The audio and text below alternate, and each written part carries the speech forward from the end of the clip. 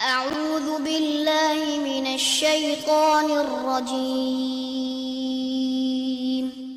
بسم الله الرحمن الرحيم الحمد لله رب العالمين والصلاة والسلام على نبينا محمد وعلى آله وصحبه اجمعین اما بعد۔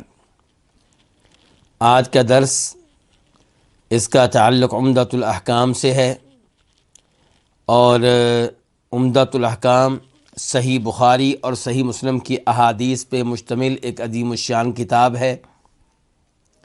یہ کتاب پڑھنے کا صحیح معنوں میں فائدہ ہم تب اٹھا سکیں گے جب یہ کتاب ہمارے ہاتھوں میں ہوگی، درس کے دوران ہمارے سامنے ہوگی، قلم ہمارے ہاتھ میں ہوگا۔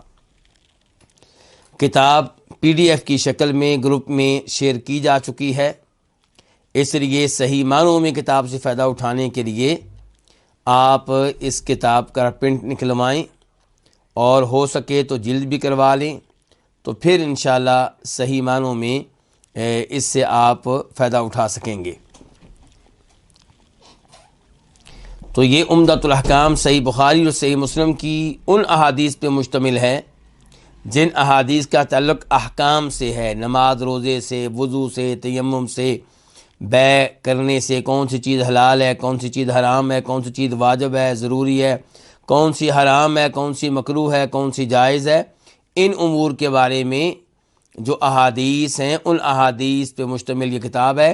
لیکن اس میں صرف بخاری مسلم کی احادیث ہوں گی، دیگر کتب کی احادیث اس میں نہیں ملیں گی۔ اور ہم آج کل پڑھ رہے ہیں باب المواقیت، نمازوں کے اوقات کے بارے میں۔ تو اس بارے میں کئی ایک احادیث گزشتہ درس میں ہم پڑھ چکے ہیں، اور آج ہم پڑھیں گے حدیث نمبر 48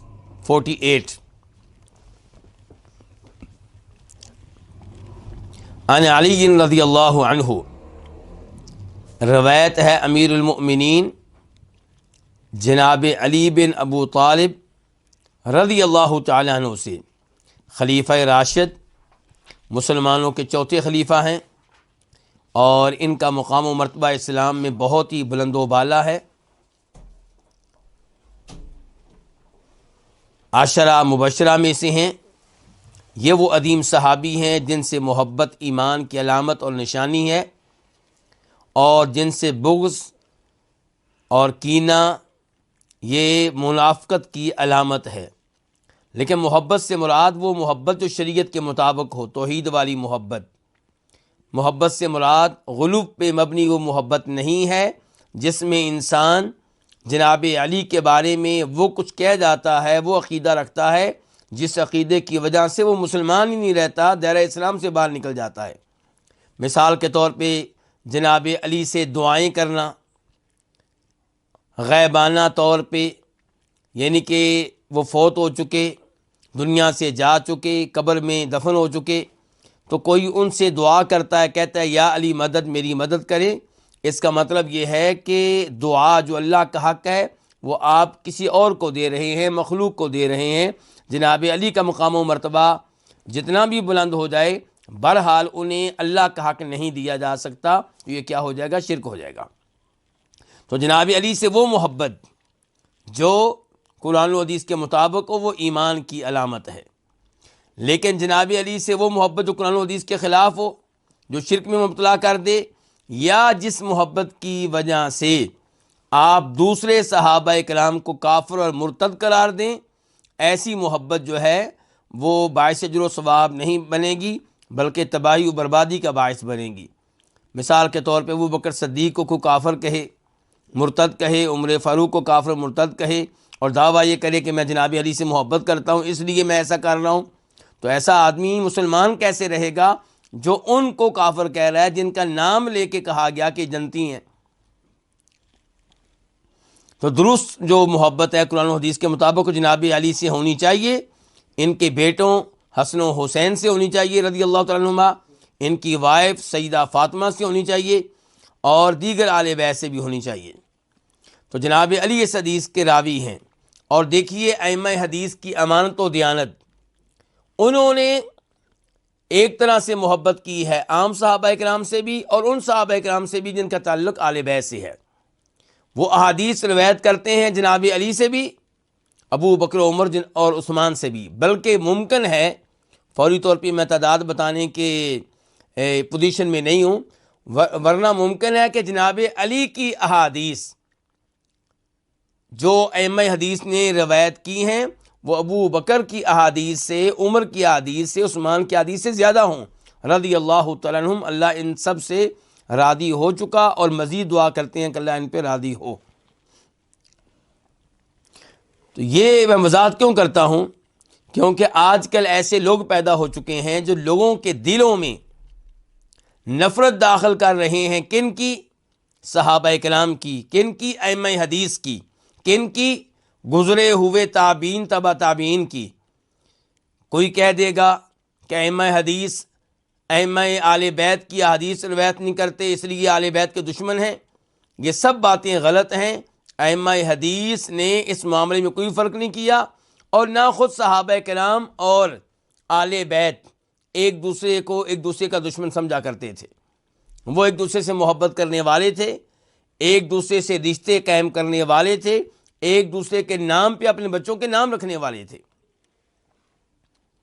تو جناب علی سے روایت ہے کہ نبی علیہ السلام نے فرمایا، ان النبی صلی اللہ علیہ وسلم قال یوم الخندق، کب فرمایا؟ خندق والے دن۔ خندق، جنگ خندق، اس کا دوسرا نام کیا؟ جنگ احزاب۔ جنگ خندق کا دوسرا نام ہے جنگ احزاب۔ خندق اس لیے کہ اس موقع پہ مسلمانوں نے خندق کھودی تھی۔ کیوں خندق کھودی تھی؟ مدینہ کے دفاع کے لیے۔ تو مسلمانوں نے خندق کھودی تھی۔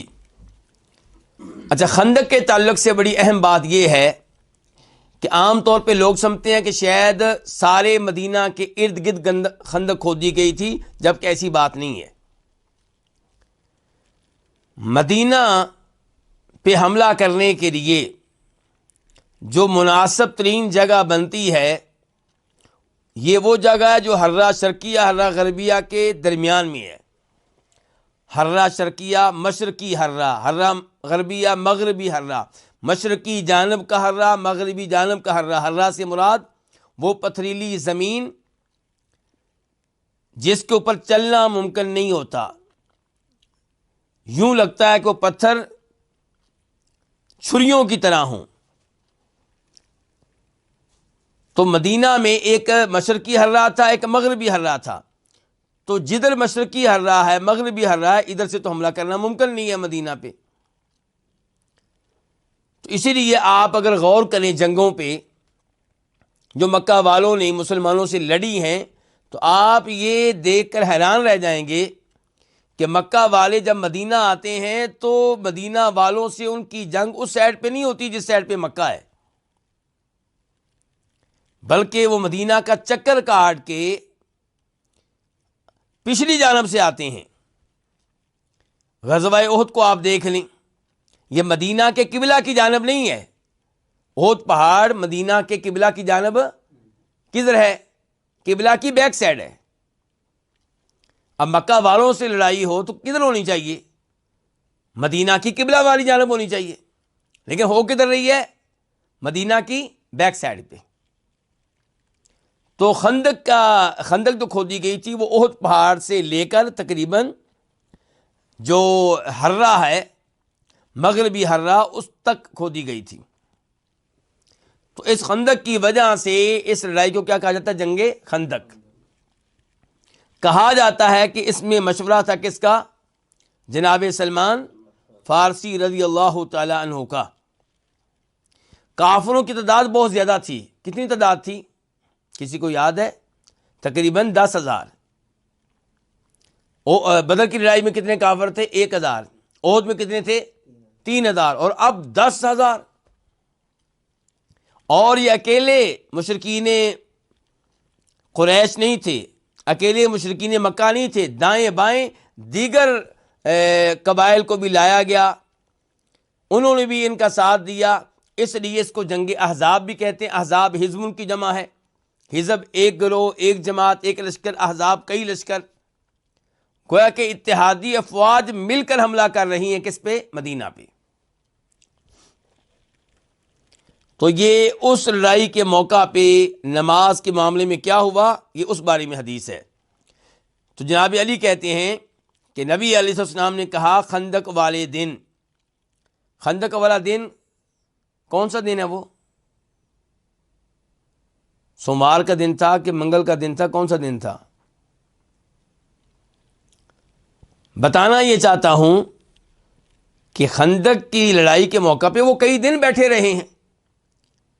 تو یہاں پہ جب کہا گیا کہ یوم خندق والے دن کہا، تو اس سے مراد کو خاص دن نہیں ہے، مراد یہ کہ خندق کے ایام میں، جن دنوں خندق کی لڑائی لڑی جا رہی تھی ان ایام میں کہا۔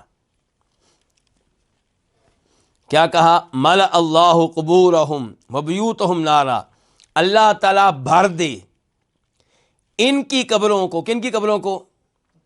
مشرکین کی قبروں کو جو حملہ کرنے کے لیے آئے ہیں۔ اللہ ان کی قبروں کو اور ان کے گھروں کو بھر دے نارن، کس چیز سے؟ آگ سے۔ بدعا دے رہے ہیں کون؟ نبی علیہ الصلوۃ والسلام۔ یہ کون سے نبی ہیں بھلا؟ یہ وہ ہیں کہ جن کو طائف میں پتھر پڑے تو بدعا نہیں دی تھی۔ یہ وہ نبی ہیں جن کے احد کی لڑائی میں دانت شہید کیے گئے، چہرہ زخمی کیا گیا، لیکن بدعا نہیں دی تھی، بلکہ کہا تھا اللہم اغفر لقومی فانہم لا یعلمون، اے اللہ میری قوم کو بخش دے، یہ علم نہیں رکھتے، جاہل لوگ ہیں، ان کو پتہ نہیں ہے۔ اور آج بدعا دے رہے ہیں۔ وہاں پہ مسئلہ تھا آپ کی ذات کا، تو وہاں پہ بدعا نہیں دی۔ یہاں مسئلہ ہے نماز کا۔ نماز کے مسئلے میں جن کی وجہ سے نماز رہ گئی ان کو بدعا دی ہے۔ اس سے اندازہ کریں نماز کی اہمیت کا اور نماز کو وقت پہ ادا کرنے کی اہمیت کا۔ اور ہم بغیر کسی عذر کے، بغیر کسی وجہ کے نمازوں کو قضا کر دیتے ہیں، بلکہ نمازیں پڑھتے ہی نہیں ہیں۔ تو فرمایا اللہ تعالیٰ بھر دے ان کی قبروں کو، ان کے گھروں کو آگ سے، کما شغلونا عن الصلاۃ الوسطیٰ۔ کما یہاں پہ کاف کو تعلیل کا بنا لیا جائے کہ علت بیان کرنے کے لیے آیا ہے، کہ کیونکہ اس لیے کہ شغلونا، انہوں نے ہمیں مشغول کر دیا، عن الصلاۃ الوسطیٰ، نماز وسطیٰ سے۔ یہ نماز وسطیٰ کون سی ہوتی ہے جی؟ وسطیٰ یہ لفظ جو ہے یہ مؤنث ہے، اس کا مذکر کیا ہوتا ہے؟ اوسط۔ اوسط کا مؤنث کیا ہے؟ وسطیٰ۔ اچھا اوسط کس کو کہتے ہیں؟ اوسط کا ایک معنی کیا ہوتا ہے؟ درمیانہ، اور ایک اوسط کا معنی کیا ہوتا ہے؟ افضل۔ تو یہاں پہ کون سا معنی مراد ہے؟ افضل۔ جیسا کہ قرآن کریم میں کیا آتا ہے؟ وَكَذَلِكَ جَعَلْنَاكُمْ أُمَّةً، اسی طرح ہم نے تمہیں امت وسط بنایا ہے۔ تو وہاں پہ کیا درمیانی امت ہے؟ ہم تو سب سے آخری امت ہیں۔ مراد کیا؟ افضل امت بنایا تمہیں، افضل امت۔ تو یہاں پہ مراد کیا؟ افضل ترین نماز، کیونکہ انہوں نے ہمیں مشغول کر دیا افضل ترین نماز سے، حتی غابت الشمس، یہاں تک کہ سورج ڈوب گیا، سورج غروب ہو گیا۔ اس حدیث کو روایت کیا ہے کس نے؟ امام بخاری نے، اور نمبر ہے وہاں پہ 2931، اور دوبارہ روایت کیا امام بخاری نے، نمبر ہے 4111۔ پہلا نمبر کیا ہے؟ 2931، دوسرا کیا ہے؟ 4111۔ پھر تیسری بار روایت کیا ہے اس کو امام بخاری نے، اور نمبر کیا جی؟ 4533، 4533۔ چوتھی بار روایت کیا اس کو امام بخاری نے، نمبر کیا؟ 6396، 6396۔ تو امام بخاری نے اس حدیث کو کتنی بار روایت کیا ہے؟ 4 بار۔ اور امام مسلم نے اس کو روایت کیا ہے، اور اس کا نمبر ہے 627، 627۔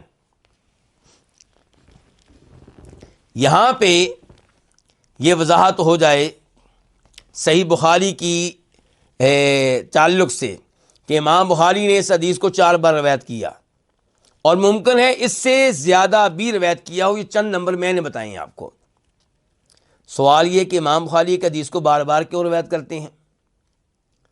کیونکہ صحیح بخاری کتاب ہے حدیث کی اور فقہ کی، حدیث کی اور فقہ کی، یعنی کہ آپ مسند احمد کو دیکھ لیں، امام احمد کی کتاب جو مسند ہے اس میں تقریباً 30,000 حدیثیں ہیں. کیا وہ حدیث کی کتاب ہے کہ ساتھ ساتھ فقہ کی کتاب بھی ہے؟ صرف حدیث کی کتاب ہے، فقہ کی کتاب نہیں ہے. یعنی کہ امام احمد کیا کرتے ہیں، پہلے حدیث لے کر آئیں گے کس کی؟ ابو بکر صدیق کی رضی اللہ عنہ، پھر عمر فاروق کی، پھر جناب عثمان کی، پھر جناب علی کی، پھر کسی اور صحابی کی. ہر صحابی کی احادیث الگ الگ انہوں نے جمع کر دی ہیں. کیا ان احادیث سے امام احمد نے کوئی مسئلہ اخذ کیا؟ نہیں. ابو بکر صدیق رضی اللہ عنہ کی روایت کردہ حدیث ایک جگہ پہ ہوں گی، چاہے ان کا تعلق حج سے ہو، چاہے نماز سے ہو، چاہے زکوٰۃ سے ہو، چاہے روزوں سے ہو. لیکن امام بخاری نے جو حدیث کی کتاب لکھی ہے وہ حدیث کی کتاب بھی ہے، فقہ کی کتاب بھی ہے، مسائل اخذ کرتے ہیں. تو ایک حدیث سے اگر 4 مسئلے معلوم ہو رہے ہیں تو اس حدیث کو 4 دفعہ لے کر آتے ہیں. اب اسی حدیث کو آپ لے لیں، پہلے جو نمبر ہے اس کا وہ کیا جی؟ 2931 2931. وہاں پہ امام بخاری نے ذرا عنوان کیا قائم کیا ہے، باب کیا قائم کیا ہے؟ کہتے ہیں باب الدعاء علی المشرکین بالہزیمۃ والزلزلہ، کہ باب اس بارے میں ہے کہ مشرکین کے خلاف یہ بدعا کی جا سکتی ہے کہ اللہ ان کو شکست دے اور اللہ ان کو ہلا کر رکھ دے، جھنجھوڑ کر رکھ دے. تو اس حدیث کو امام بخاری اس لیے لے کر آئے ہیں وہاں پہ. پھر جب وہ لے کر آئے ہیں 4111 4111 میں، تو وہاں پہ باب کا کیا قائم کیا؟ باب غزوۃ الخندق، کہ یہ باب ہے خندق کی لڑائی کے بارے میں. تو وہاں پہ جنگ خندق کے بارے میں جتنی حدیث ہیں وہ لے کر آئے ہیں، تو وہاں دوبارہ اس کو لے کر آئے ہیں.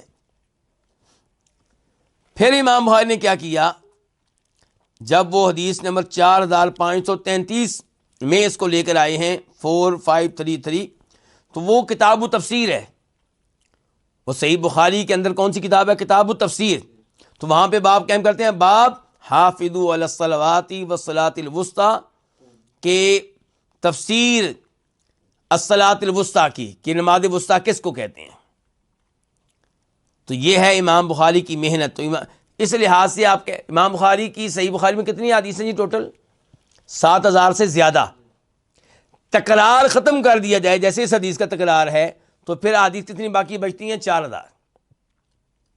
آپ اندازہ کریں امام بخاری جو لاکھوں حدیث کے حافظ سے صحیح بخاری میں صرف 7500 حدیث لے کر آئی ہیں، اور ان میں سے بھی تکرار کو نکال دیا جائے تو باقی کتنی بچتی ہیں؟ 4000. خلاصہ عمدہ ترین حدیث جن کے اوپر شک و شبہ نہ ہو سکے وہ حدیث لے کر آئے ہیں.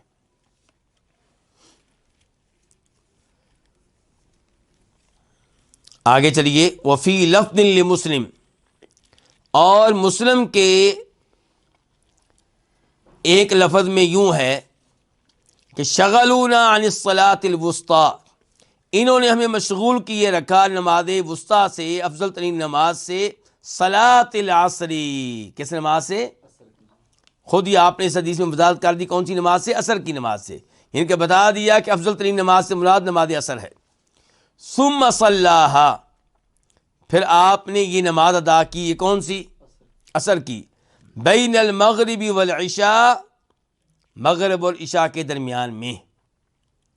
اس کا مطلب یہ ہے کہ پہلے کون سی نماز ادا کی؟ پھر مغرب کی، پھر عصر کی، پھر اس کا مطلب ترتیب آپ نے آگے پیچھے کر دی. تو یہ میرا اور آپ کا موقف ٹھیک نہیں ہے، میرا اور آپ کا یہ موقف غلط ہے. میں نے تو اسی لیے بیان کیا تاکہ میں وضاحت کر سکوں. میں نے جان بوجھ کے اس طرح بیان کیا ہے تاکہ میں اس کی وضاحت کر سکوں. ایک حدیث کی وضاحت دوسری حدیث سے ہوتی ہے. تو آئیے آپ کو ایک اور حدیث کی طرف لے کر چلتا ہوں. یہ حدیث ہے بخاری شریف میں، اس کا نمبر ہے 596 596، اور مسلم شریف میں اس کا نمبر ہے 631 631، اور اس کے راوی ہیں جناب جابر بن عبداللہ رضی اللہ تعالیٰ عنہما. کہتے ہیں فصل العصر، کہ نبی علیہ الصلوۃ والسلام نے اس دن عصر کی نماز پڑھی بعد ما غربت الشمس، سورج ڈوب جانے کے بعد، غروب ہو جانے کے بعد، ثم صلی بعدها المغرب، پھر اس کے بعد کون سی نماز پڑھی؟ اس حدیث نے وضاحت کر دی کہ آپ نے ترتیب کو آگے پیچھے نہیں کیا، پہلے آپ نے مغرب کے بعد نماز پڑھی ہے عصر کی، پھر نماز پڑھی ہے کس کی؟ مغرب کی۔ اچھا پھر دوبارہ ہم اپنی اس حدیث کی طرف آتے ہیں، پھر اس کا ترجمہ کیا کریں جی؟ یہاں پہ تو کہہ رہے ہیں جناب علی کہ ثم صلیھا، کہ پھر آپ نے یہ نماز پڑھی کون سی؟ عصر کی، بین المغرب والعشاء، مغرب اور عشاء کے درمیان میں۔ اب وہ حدیث کچھ اور کہہ رہی ہے، حدیث کچھ اور کہہ رہی ہے، کون سی حدیث کو لیں گے جی؟ دونوں کو کیسے لیں گے؟ سوال یہ ہے۔ تو گزارش یہ ہے کہ یہاں پہ معنی یہ ہے کہ ثم صلیھا، پھر آپ نے یہ نماز پڑھی کون سی؟ عصر کی، بین المغرب والعشاء، وقت مغرب اور وقت عشاء کے درمیان میں، نماز مغرب اور نماز عشاء کے درمیان میں نہیں، وقت مغرب اور وقت، یعنی کہ مغرب کی نماز کے وقت اور عشاء کی نماز کے وقت کے بیچ میں آپ نے عصر کی نماز پڑھی، اور عصر کے بعد جیسا کہ دوسری حدیث میں آیا پھر آپ نے کیا پڑھی؟ مغرب کی پڑھی۔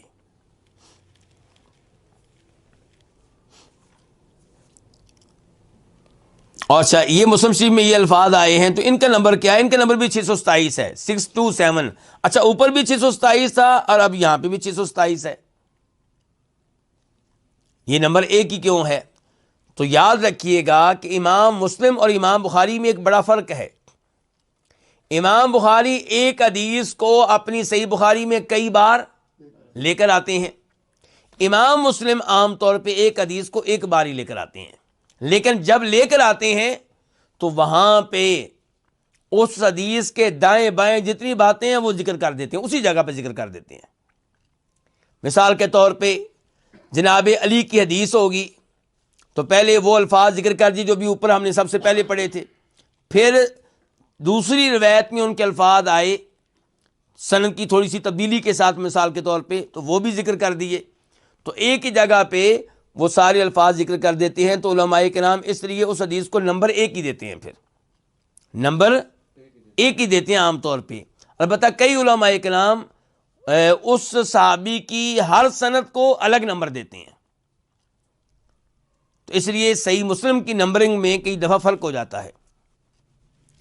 یعنی کہ جناب علی کی حدیث ہے مثال کے طور پہ، ابھی ہم نے اس کی کتنی سندیں پڑھی ہیں؟ 2، تو اب عام طور پہ علماء کرام دونوں کا نمبر کون سا دیں گے؟ ایک ہی، 627 627۔ اور کئی علماء کرام کیا کرتے ہیں؟ وہ الگ الگ نمبر دیتے ہیں، وہ سند گنتے ہیں، متن نہیں گنتے۔ وَلَهُ، اور اس کی روایت میں ہے، کس کی روایت میں؟ مسلم کی روایت میں، عن عبداللہ بن مسعود رضی اللہ عنہ، اور مسلم میں روایت ہے عبداللہ بن مسعود رضی اللہ عنہ سے، قال، انہوں نے کہا۔ تو یہ کون ہے؟ عبداللہ بن مسعود الہذلی الکوفی، مشہور و معروف صحابی ہیں، ان صحابہ کرام میں سے جو بہت پہلے مسلمان ہو گئے تھے، مکہ میں مسلمان ہو گئے تھے، اور انہوں نے ہجرت کی ہے اسلام کے لیے، کئی ایک جنگوں میں حصہ لیا ہے، ابو جہل کو قتل کرنے میں، بدر کی لڑائی میں ان کا بھی بڑا کردار تھا۔ قال، یہ کہتے ہیں، حبس المشرکون رسول اللہ صلی اللہ علیہ وسلم، مشرکین نے روکے رکھا، کس کو؟ اللہ کے رسول علیہ الصلوۃ والسلام کو، کس چیز سے؟ عن صلاۃ العصر، کون سی نماز سے؟ عصر کی نماز سے۔ حتی احمرت الشمس اب اصفرت، یہاں تک کہ سورج سرخ ہو گیا، یا عبداللہ بن مسعود نے کہا کہ زرد ہو گیا۔ تو یہ او کس لیے آیا ہے؟ شک کے لیے، شک ہو گیا کس کو؟ اس راوی کو جو عبداللہ بن مسعود سے حدیث لینے والے ہیں، عبداللہ بن مسعود کے شاگرد کو یا ان کے شاگرد کو شک ہوا ہے کہ عبداللہ بن مسعود نے کیا کہا تھا حدیث بیان کرتے ہوئے، کیا انہوں نے کہا تھا کہ سورج سرخ ہو گیا یا کہا تھا سورج زرد ہو گیا؟ اس سے پتہ چلا کس چیز کا؟ محدثین کی امانت اور دیانت کا، حدیث بیان کرنے میں وہ کتنے محتاط ہیں۔ فقال رسول اللہ صلی اللہ علیہ وسلم، تو فرمایا رسول اللہ صلی اللہ علیہ وسلم نے، شغلونا عن الصلاۃ الوسطی، انہوں نے ہمیں مشغول کیے رکھا افضل ترین نماز سے صلاۃ العصر عصر کی نماز سے ملا اللہ اجوافہم وقبورہم نارا، اللہ تعالیٰ بھر دے ان کے پیٹ کو اور ان کی قبروں کو آگ سے. او قالا، یا انہوں نے کہا، کنہوں نے؟ عبداللہ بن مسعود نے. یعنی کہ عبداللہ بن مسعود نے جب یہ حدیث بیان کی تو انہوں نے اللہ کے رسول کے الفاظ نقل کرتے ہوئے یا تو کہا تھا مالا اللہ، یا کہا تھا حشا اللہ. حشا اور مالا دونوں کا معنی بھر دے، دونوں کا معنی ایک ہی ہے کہ حشا اللہ، اللہ بھر دے ان کے پیٹوں کو اور ان کی قبروں کو آگ سے. یہاں سے بھی آپ اندازہ کر سکتے ہیں محدثین کی امانت و دیانت کا کہ کیسے حدیث بیان کرنے میں وہ احتیاط کرتے ہیں کہ کہتے ہیں کہ یا مالا کہا تھا یا حشا کہا تھا.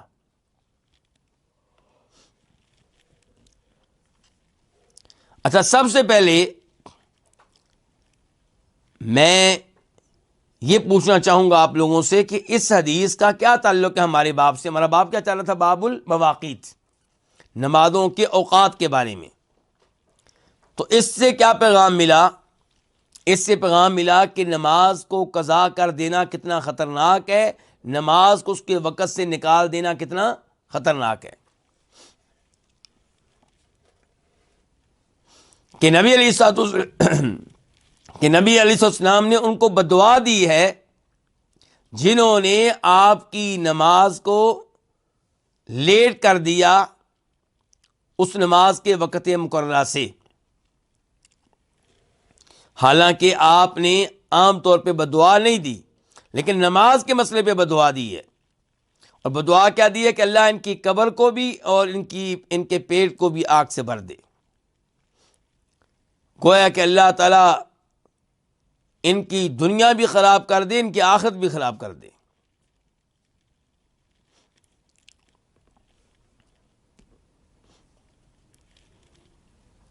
اس حدیث سے کیا کیا مسائل معلوم ہوئے؟ نمبر 1، یہ پتہ چلا کہ الصلاۃ الوسطیٰ سے مراد کون سی نماز ہے؟ نماز عصر. حالانکہ اس مسئلے میں دیگر اقوال بھی ہیں.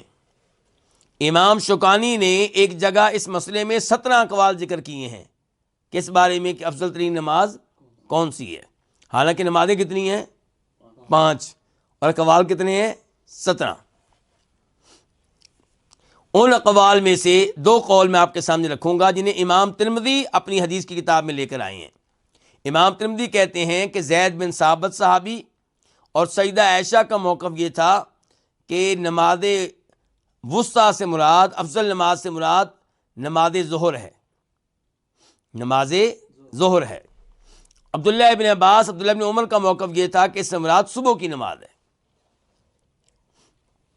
بلکہ یہاں پہ میں ایک روایت آپ کے سامنے رکھنا چاہوں گا جسے امام طبری روایت کرتے ہیں اپنی تفسیر میں. راوی اس کے عبیدہ سلمانی، یہ مشہور و معروف تابعی ہیں.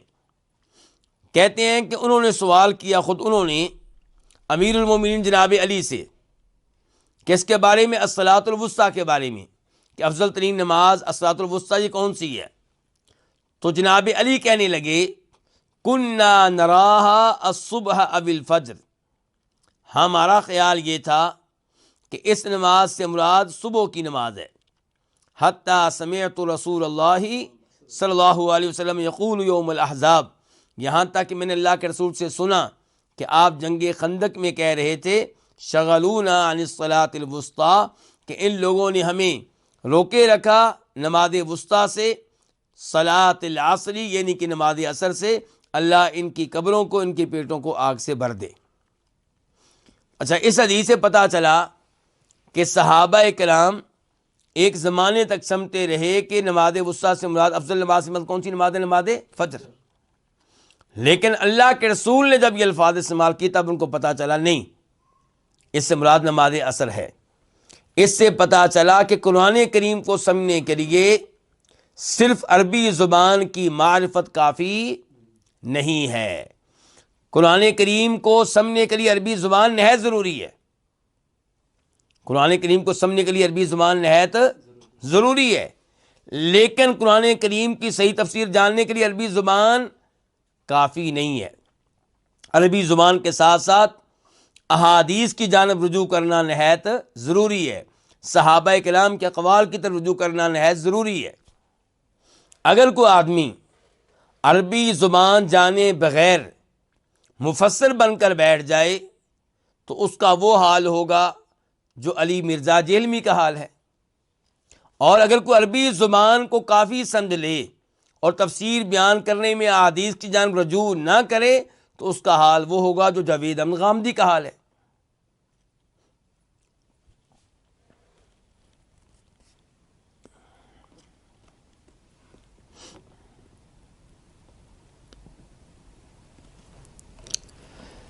اس کے بعد یہ واضح ہو گیا کہ نماز وسطیٰ سے مراد کون سی نماز ہے؟ نماز عصر۔ اس سے پتہ چلا کہ نماز عصر کی کیا اہمیت ہے، اور اس کی اہمیت کا تذکرہ آیا تو میں ایک حدیث آپ کے سامنے رکھ دوں، بخاری شریف کی حدیث نمبر 553 553۔ ابو الملی کہتے ہیں کہ ہم مشہور و معروف صحابی بریدہ کے ساتھ تھے ایک جنگ میں، اور اس دن بادل تھے، تو انہوں نے کہا بکرو بصلاۃ العصر، جلدی سے عصر کی نماز پڑھ لو، کیونکہ کیا ہے؟ بادل ہے۔ فإن النبی صلی اللہ علیہ وسلم قال، کیونکہ اللہ کے نبی علیہ الصلوۃ والسلام کا فرمان ہے من ترک صلاۃ العصر فقد حبط عملہ، جو عصر کی نماز ترک کرے اس کے اعمال ضائع ہو جاتے ہیں۔ اندازہ کیجیے عصر کی نماز کی کیا اہمیت ہے۔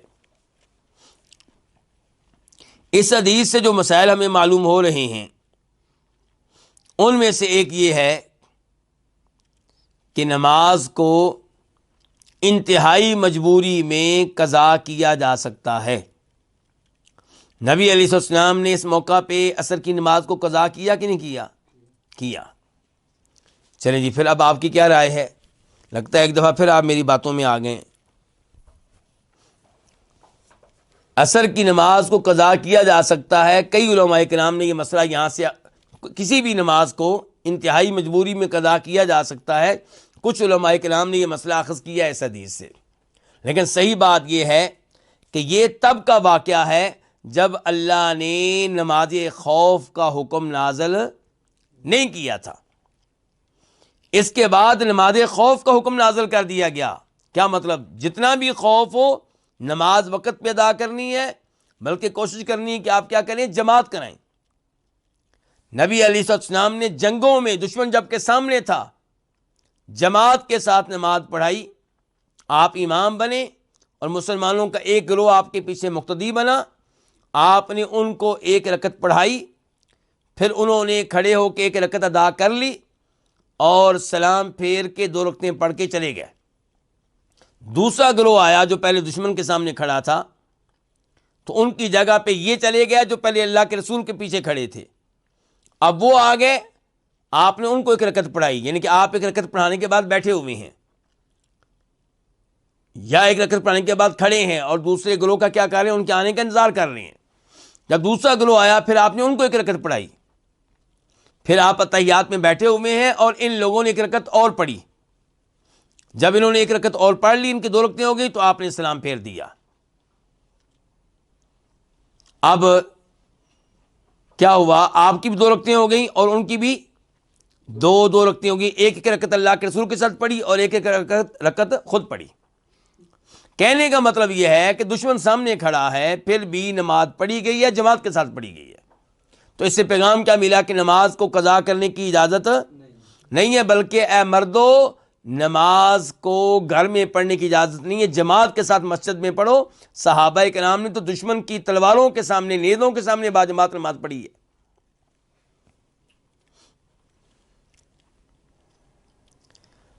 اب یہ حکم نازل ہو چکا۔ کیا؟ یہ آیت جو ہم ابھی ہمارے سامنے ہے، صلاۃ الوسطیٰ والی آیت، اس کا نمبر کیا ہے قرآن کریم میں؟ سورہ بقرہ میں 238 238۔ آپ اس کے بعد والی آیت پڑھیں۔ اب فَإِنْ خِفْتُمْ، اگر تمہیں ڈر ہے کس کا؟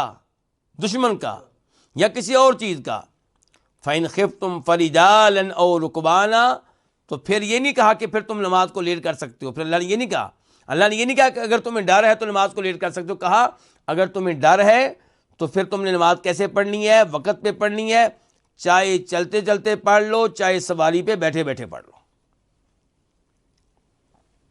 فَإِذَا أَمِنْتُمْ، جب خوف کی حالت جاتی رہے، امن و امان کے دن لوٹ آئیں، فَاذْكُرُوا اللَّهَ كَمَا عَلَّمَكُمْ، پھر نماز ویسے پڑھنی ہے جیسے تمہیں طریقہ سکھایا گیا ہے، یعنی کہ پھر نماز کو نماز کی شرائط کے ساتھ، ارکان کے ساتھ، واجبات کے ساتھ ادا کرنا ہے۔ لیکن جنگ کے دوران آپ کھڑے کھڑے پڑھ رہے ہیں، سواری کے اوپر بیٹھے پڑھ رہے ہیں، کھڑا نہیں ہوا جا رہا، قیام ساکت کر دیا آپ لوگوں نے، سجدہ بھی ہو سکتا ہے صحیح طریقے سے نہ ہو سکے، تو یہ چیزیں تمہیں معاف ہیں، لیکن نماز کو وقت پہ پڑھنا ہے۔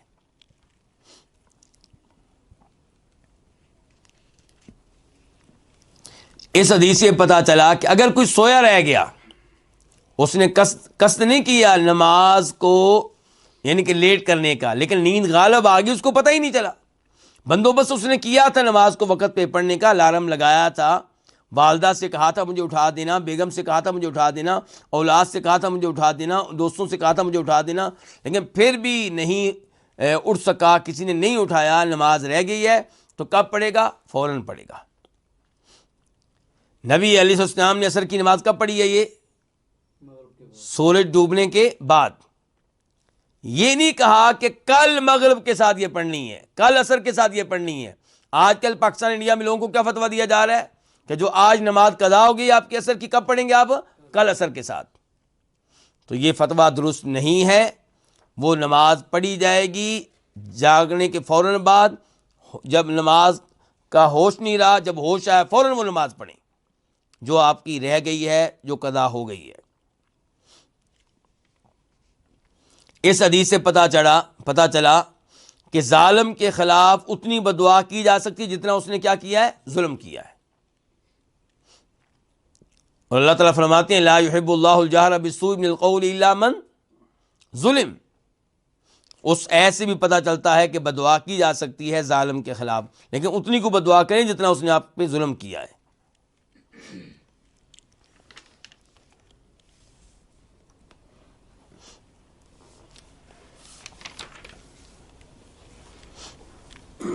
اب بڑھتے ہیں حدیث نمبر 49 کی طرف، 49۔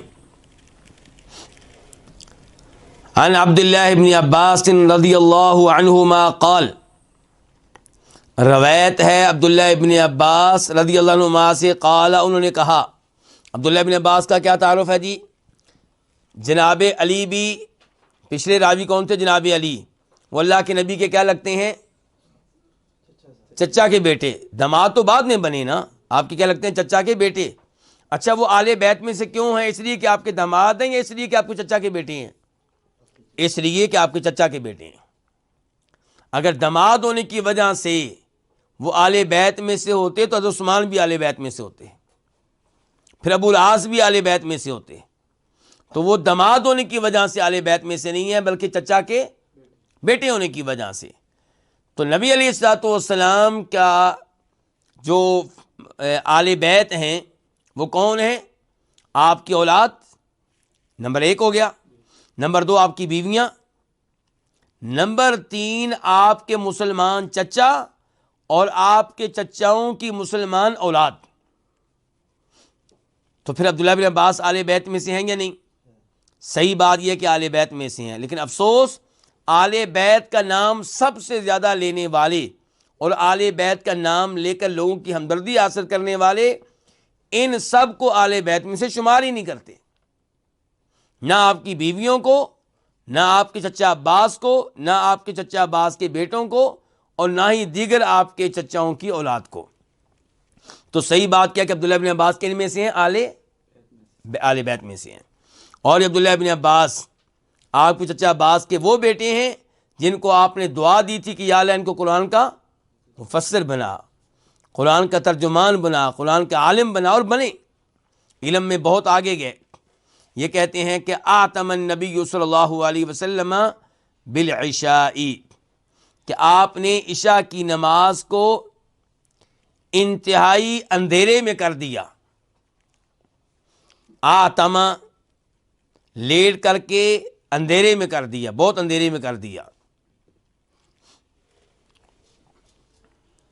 فخرج عمر، تو امیر المؤمنین جناب عمر نکلے،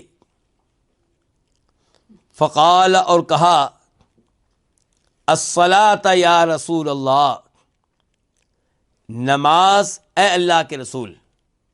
کیا کہا ہے؟ نماز اے اللہ کے رسول. نماز کو کیا ہے جی؟ تو یہ ادب ہے ان کا کہ یہ نہیں اب اللہ کے رسول سے کہہ سکتے اللہ کے رسول نکلیے نماز کے لیے، نماز پڑھائیے، بس اتنا کہہ دیے نماز اے اللہ کے رسول. تو ایسا ہم اردو میں بھی کرتے ہیں.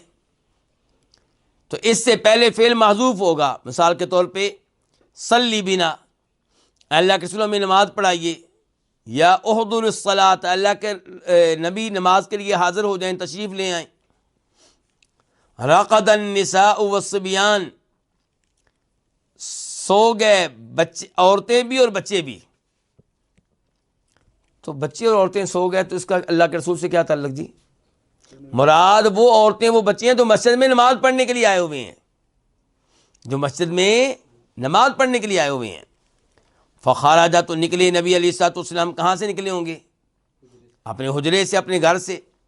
ورأسہ یقطر، واو حالیہ ہے، جب کہ آپ کا سر اس سے قطرے ٹپک رہے تھے. اس کا مطلب ہے کہ آپ غسل کر کے آ رہے ہیں. یقول، اس حال میں کہ آپ کہہ رہے تھے، جب آپ نکلے تو آپ کہہ رہے تھے، لولا ان اشق علی امتی، اگر یہ بات نہ ہو کہ میں اپنی امت کو مشقت میں ڈال دوں گا، او یا آپ نے کہا علی الناس، کہ اگر یہ بات نہ ہو کہ میں لوگوں کو مشقت میں ڈال دوں گا، یا آپ نے لفظ امت بولا تھا یا لفظ ناس بولا تھا، لوگ.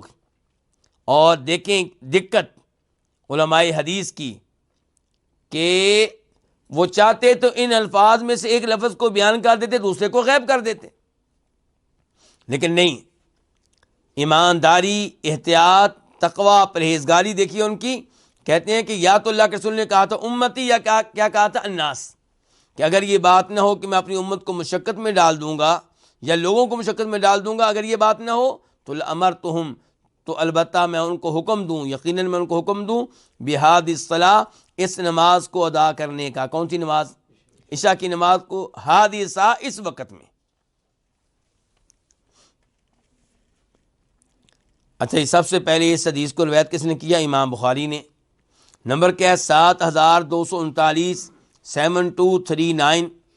اور اس کو روایت کی امام مسلم نے. نمبر کیا ہے؟ 642، 642.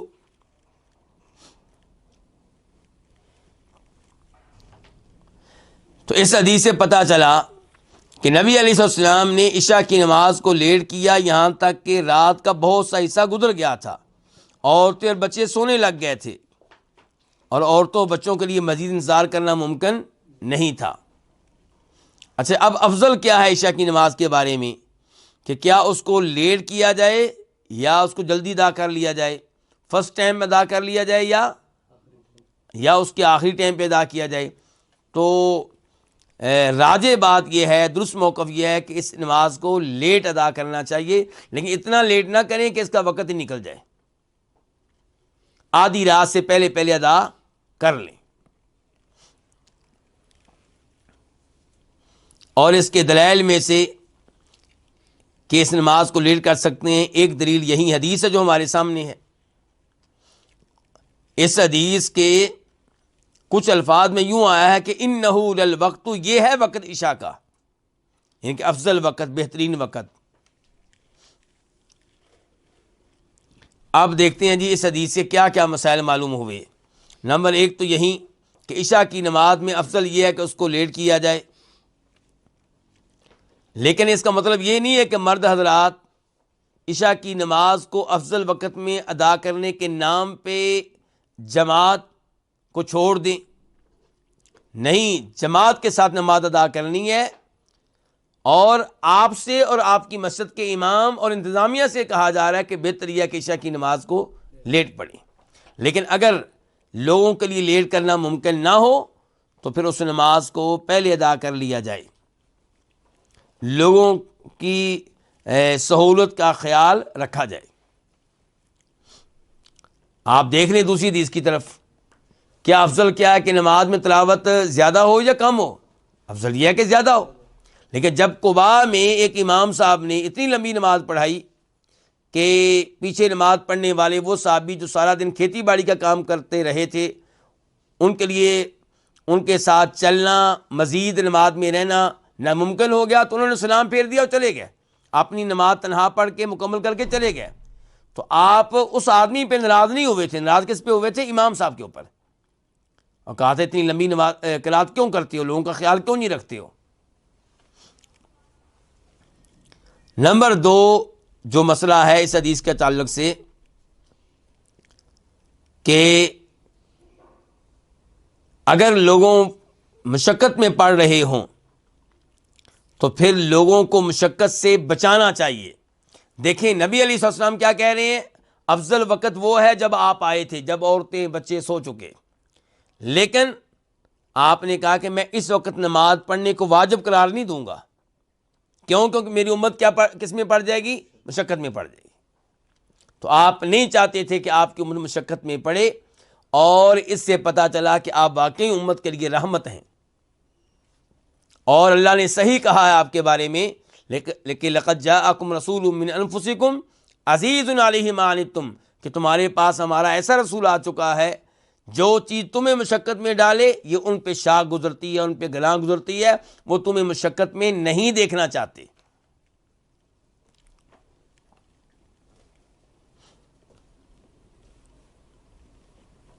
اس حدیث سے پتہ چلا کہ کبھی وہ عمل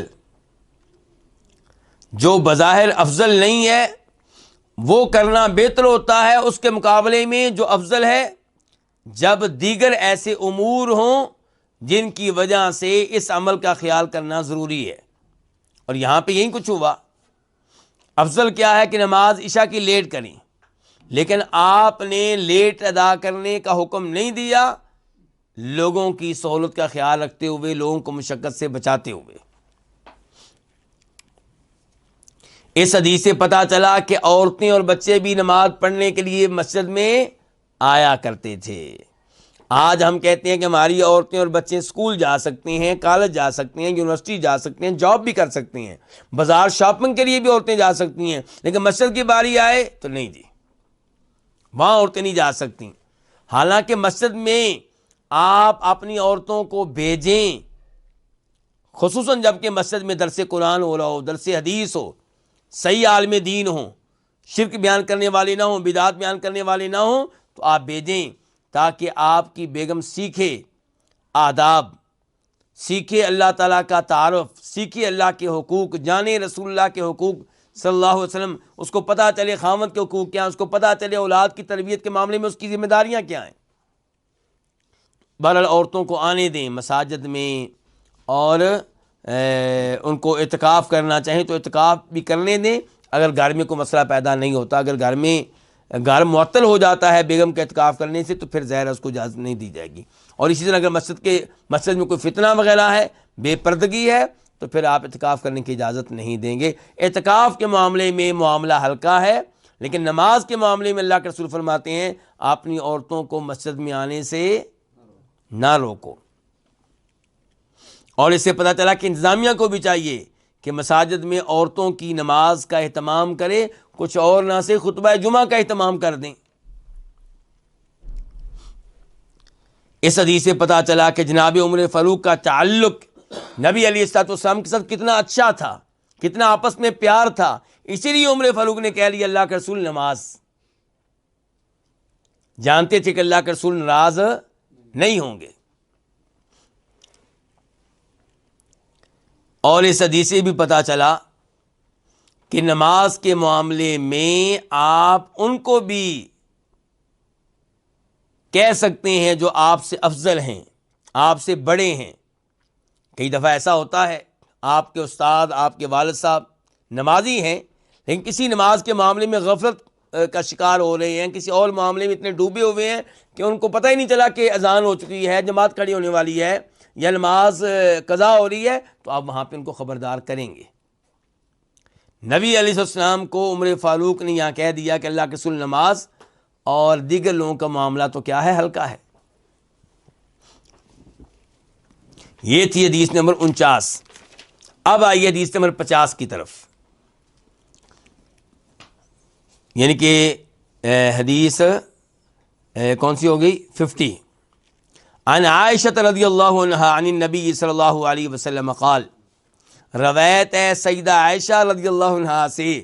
لو جی، ہمارے نزدیک تو یہ بھی اہل بیت میں سے ہیں. تو تینوں حدیث کن کی ہو گئیں؟ اہل بیت کی ہو گئیں. اہل بیت کا ترجمہ کیا ہوتا ہے جی؟ گھر والے. اور گھر تو بنتا ہی بیوی سے ہے.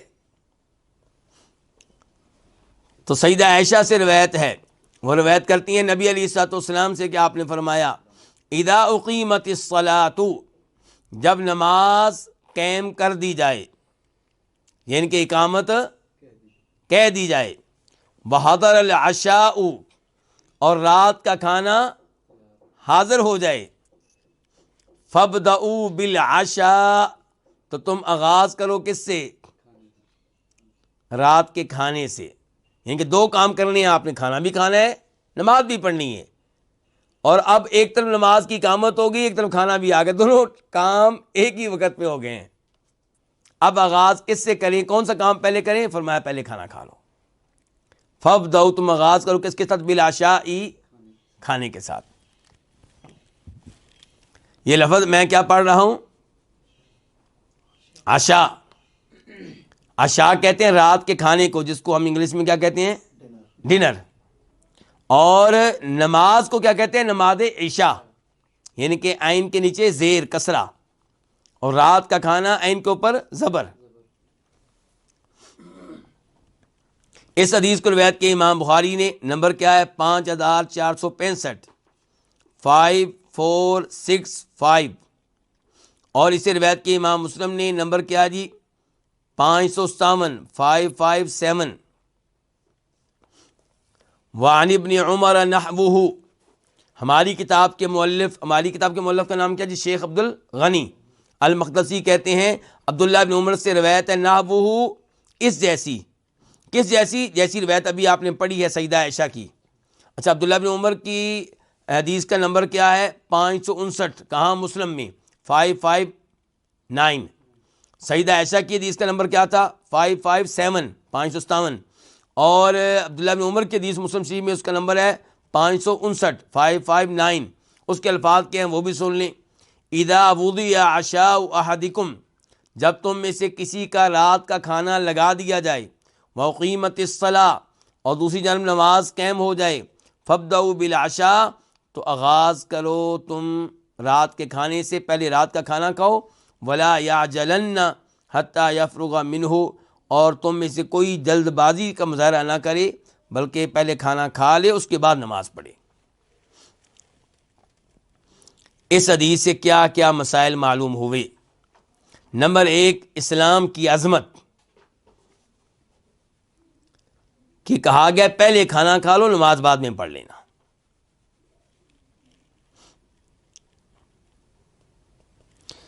نمبر 2، اس سے پتہ چلا کہ نماز میں اصل اہمیت کس کی ہے؟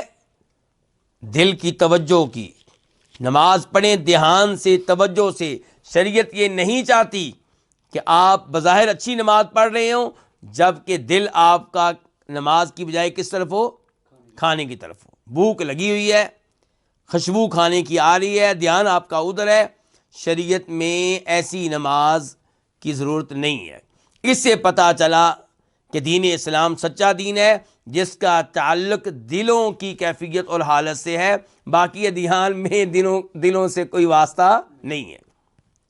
یعنی کہ ہمارا ہی دین ہے جس میں کہا جاتا ہے کہ اگر نماز آپ نے پڑھی ہے بڑی خوبصورت، لیکن اللہ کی بجائے کسی اور کے لیے، تو ایسی نماز قابل قبول. تعلق کس سے ہو گیا؟ دل سے. تو یہاں پہ بھی کیا ہے جی؟ نماز آپ نے پڑھی ہے، توجہ آپ کے کھانے کی طرف رہی ہے، تو ایسی نماز کی ضرورت نہیں ہے. شریعت کہتی ہے اس حالت میں پھر آپ پہلے کیا کریں؟ کھانا کھا لیں. اچھا، جب کھانا کھانا جائز ہوا اس حالت میں، تو یہی صورتحال ہے دیگر امور کی بھی. اگر کوئی ایسا معاملہ ہے جس کی وجہ سے آپ کی توجہ نماز کی بجائے ادھر رہتی ہے، تو پہلے آپ اس معاملے سے فارغ ہو جائیں.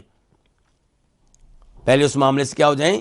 فارغ ہو جائیں. لیکن وہ معاملہ ایسا ہی ہو، مثال کے طور پہ جیسا کہ آگے حدیث آ رہی ہے، پیشاب آپ کو آیا ہوا ہے، پخانہ ہے، ہوا جو ہے وہ زور ڈالے ہوئے ہے اور آپ اس کو روکے ہوئے ہیں، پیشاب کو آپ روکے ہوئے ہیں، تو نماز میں آپ کا دھیان کدھر رہے گا؟ انہی چیزوں میں رہے گا۔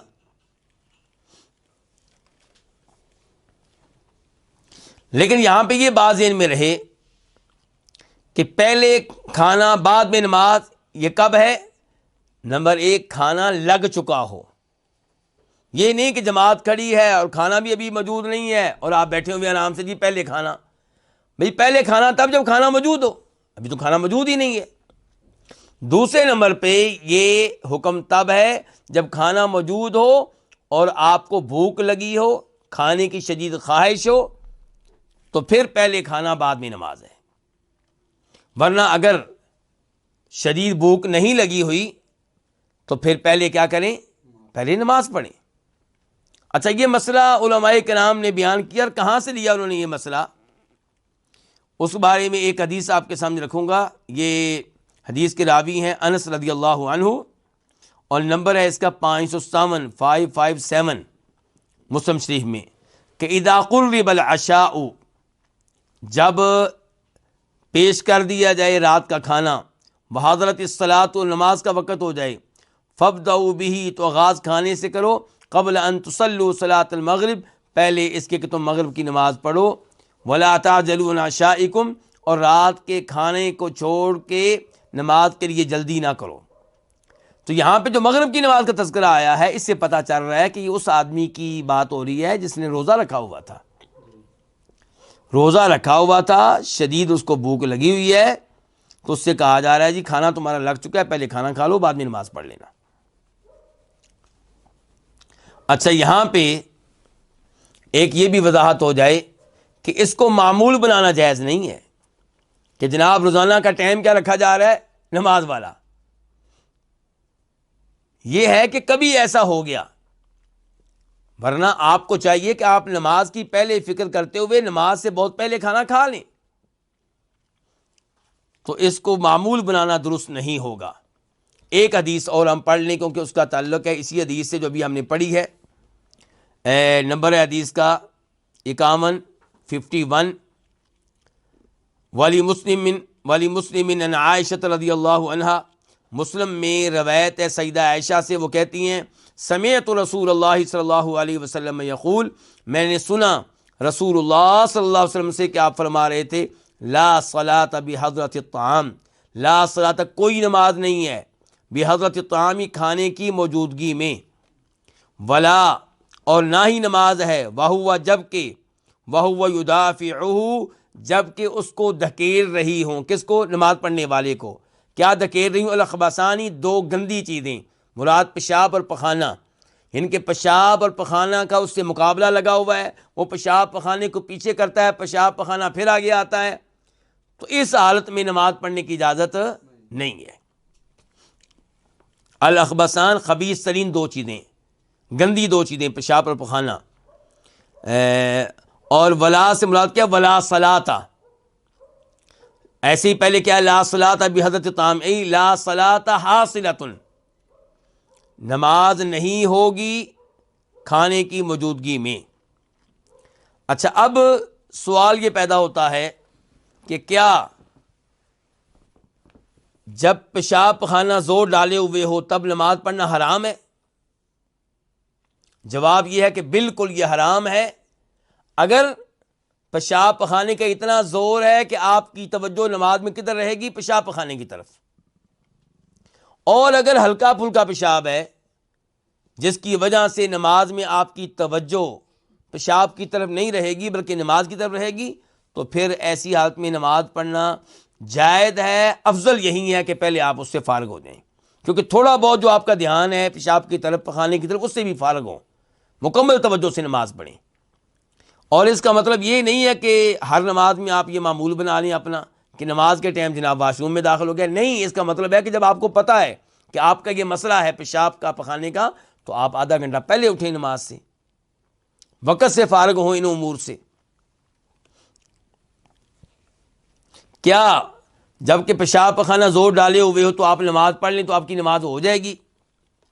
اس مسئلے میں علماء کرام کا اختلاف ہے۔ یعنی کہ یہ تو صحیح ہے کہ بچنا چاہیے اس کام سے، یہ تو سب کہتے ہیں، لیکن اگر کوئی پڑھ لے ساتھ میں نماز تو اس کا کیا حکم ہوگا؟ اگر اس نے نماز پڑھی اور اس نماز کی وجہ سے اس کی توجہ اس قدر نماز سے ہٹی رہی کہ نماز کا کوئی واجب رہ گیا، نماز کا رکن رہ گیا، سورہ فاتحہ وہ نہیں پڑھ سکا، اس قسم کی صورتحال ہے، تو پھر ظاہر ہے اس کی نماز باطل ہے، اس کی نماز نہیں ہے۔ اور اگر اس نے نماز پڑھ لی، ارکان وغیرہ ادا کیے، اگرچہ توجہ مکمل نہیں تھی، تو پھر نماز اس کی انشاءاللہ ہو جائے گی، اگرچہ یہ جو طریقہ اس نے اختیار کیا ہے یہ کوئی اسلام کے لحاظ سے عمدہ طریقہ نہیں ہے۔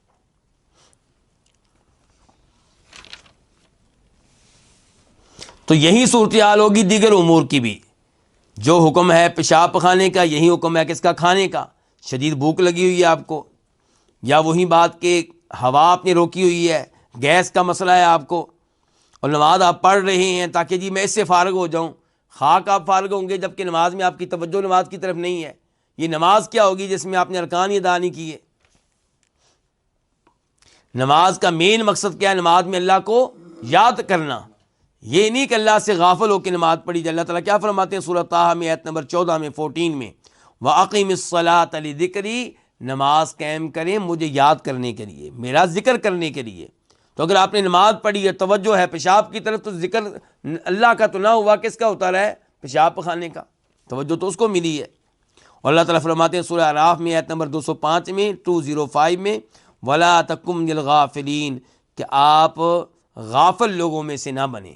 تو نماز پڑھی جائے توجہ کے ساتھ، دھیان کے ساتھ، اللہ کے ساتھ رابطہ ہو، اللہ کے ساتھ سرگوشیاں ہوں، اللہ سے باتیں ہوں، اور دل آپ کا مکمل طور پہ نماز میں ہو۔ یہ نماز ہے جو اسلام چاہتا ہے۔ اسی لیے اسلام نے کہا ہے کہ پیشاب کھانا پہلے کر لیں، نماز بعد میں پڑھیں۔ شدید بھوک لگی ہے، کھانا تیار ہے تو کھانا پہلے کھا لیں، نماز بعد میں پڑھیں۔